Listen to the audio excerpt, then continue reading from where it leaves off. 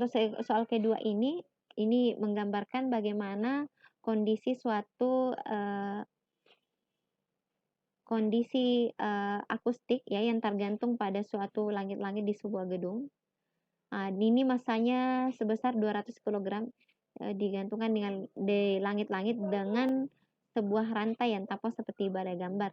Nah, yang ditanyakan adalah berapakah gaya berat yang terjadi pada akustik ini.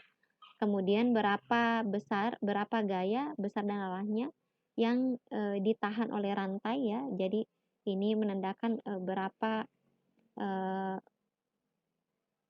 gaya yang harus diberikan oleh rantai ini sehingga akustik ini tetap dalam keadaan diam ya atau berada pada posisinya. Kemudian terakhir berapa besar gaya tegangan pada rantai. Nah, sekarang kalau berdasarkan kasus ini kita gambarkan dalam bentuk diagram, maka kita bisa melihat bahwa gaya tegang talinya tadi kita sudah sepakati bahwa dia cenderung menjauh dari benda ya, berarti tegangan talinya menuju arah Y positif, sementara yang menuju vertikal Y dalam arah minus itu adalah merupakan gaya beratnya.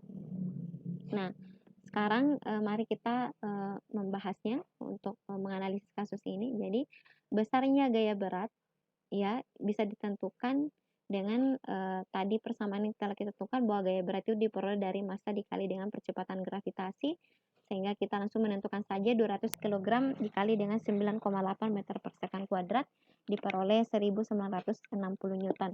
Nah, gaya ini menuju ke arah Y negatif. Nah, besar dan arah gaya yang ditahan oleh rantai. Nah, besar dan arah yang ditahan oleh rantai tentu adalah merupakan selisih antara gaya tegangan tali dengan gaya beratnya. Nah, sehingga kita bisa tulis sigma F sama dengan T dikurangi dengan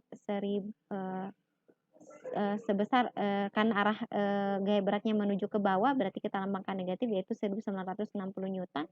Nah, kalau tadi dikehendaki akustik ini dalam tetap berada dalam keadaan diam, berarti kita bisa menyimpulkan bahwa sigma F-nya sama dengan 0. Nah, sehingga kita tulis di sini 0 sehingga bisa kita tentukan bahwa T-nya tidaklah adalah sebesar 1960. Nah, rantai menarik pemantul ke atas dengan sebuah gaya T besarnya 1960. Dengan menerapkan hukum 3 Newton, pemantul menarik rantai ke bawah juga sebesar 1960. Nah, dari kasus ini memang kelihatan bahwa kasus yang lain yang kita terapkan juga adalah bagaimana kita menerapkan hukum ketiga Newton.